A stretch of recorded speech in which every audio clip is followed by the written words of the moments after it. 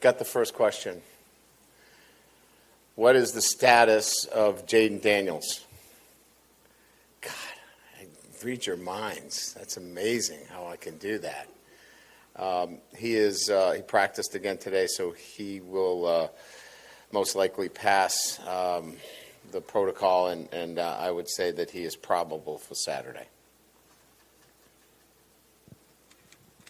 With Jaden just going through all that this week, has his normal prep that he does, all the VR and the film study, has he been able to maintain that this week, even going through protocol?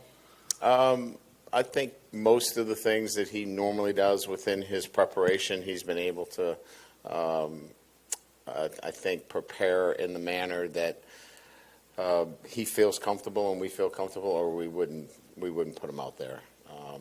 Garrett's too good of a quarterback for us to compromise the offense in any way.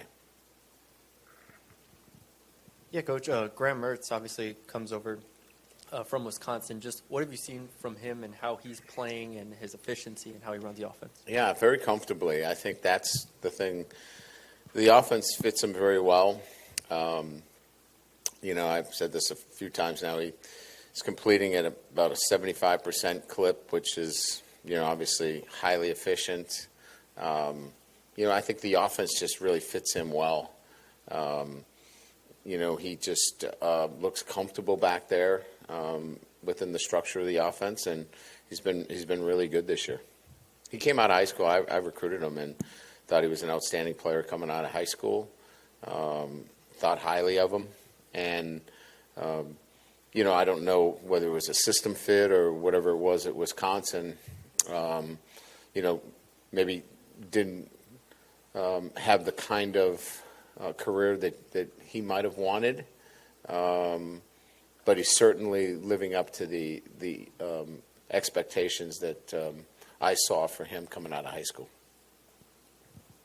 Just building off that a little bit, obviously he's very efficient in the short and intermediate routes. They have a great 1-2 punch at running back as well. Just I would assume that a lot of the defensive stuff this week was about third downs, and just what's the key, I guess, with getting off the field on third down this weekend? Yeah, well, they've kept it very manageable on third down.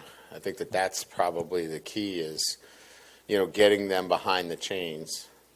They're really good at keeping it, third and manageable. So getting them into 3rd and 7 or more is really what is going to be important for us.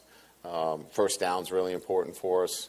So, those key downs, P and 10, 1st and 10, starting the series off is going to be important for us to get them into 3rd and long.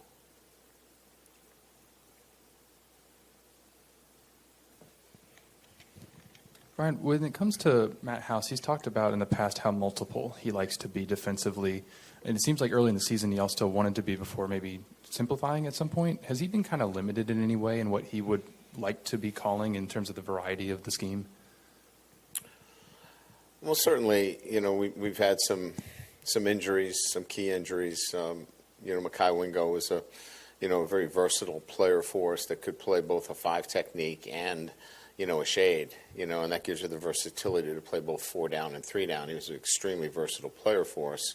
The other things that obviously affect that, certainly the safety depth, where, you have to be very careful in the cornerback position. So, there have been some limitations that you try then to look to put your 11 best players on the field. And so is it 3 down linemen? Is it 4 down linemen? You look at, what's the best thing for us relative to the defensive structure that matches the best 11 players. And so sometimes you lose the flexibility when you have to look at it in that regard. And that's kind of what we had to do and settle on a defensive structure that allowed our guys to play fundamentally fast and sound, and maybe give up a little bit of that flexibility. Ryan, have you gotten a response from the SEC about the play where Jaden got hurt, that call? Yeah, they felt like that the play did not reach their definition of targeting. What What did it lack? Or do you know? Did they just tell you that? No, sometimes, I'll give you an example. The tackle by Harold that was called a horse collar tackle, and the tackle on Jaden that was not a horse collar tackle. Both were tackled by the back of the collar. But then there are semantics after that change whether it's horse collar or change semantics after whether that's targeting. So you can get hit in the face, but semantics would change whether that's targeting. You can get grabbed by the back of the collar, but semantics then would change whether that's a horse collar tackle. So, I mean, it's hard for me really to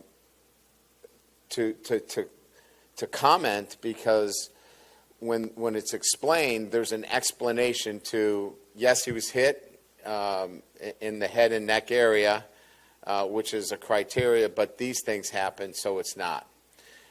This was a horse collar, but this didn't happen, so it's not. So in those instances, I'm left to say it's open to interpretation in those instances, whether those are fouls or not, and we just have to move on. It seems to me that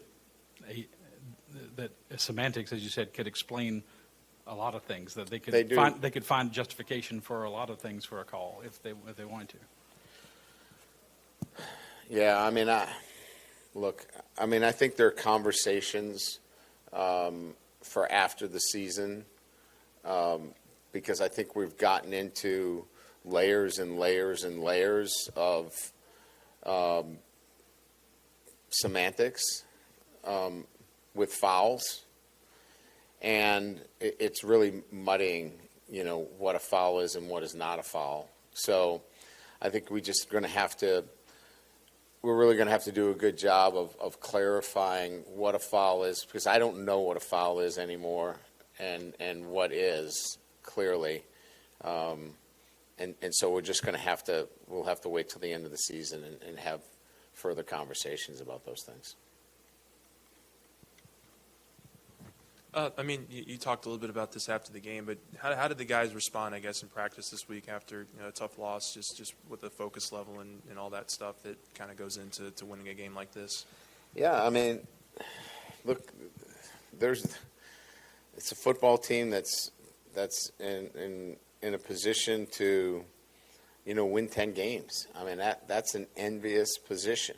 There's not a lot of teams that have that opportunity. So, when people say there's not a lot to play for, I mean, there's a lot to play for. And it's another step towards, building the foundation of this football program towards consistency and performance. So, yeah, I know there's not a national championship at the end of this, but there's consistency and performance, for this football team, and that is, closing out this season, and then finishing off strong with a victory in postseason. Hey, Coach, up here. So after some of those freshman corners got their chance in a really big game against Alabama, how do you think they've responded after that? And what have you seen from them in practice this week, going up against Florida, getting another shot at that? Yeah, I mean, they're excited about their opportunity. They're locked in. They are absorbing all of the information. But we have to be careful not to put them in positions where it would have required a lot of experience to know these things, right? Like, hey, you should have known that. Well, I've played 2 games, in the SEC. So they've done a really good job of stepping in as true freshmen and competing. But we have to help them and making sure that we put them in a good position to succeed. Coach, is there anyone else on the injury report other than Jaden, or is that it? Not that I'm aware of.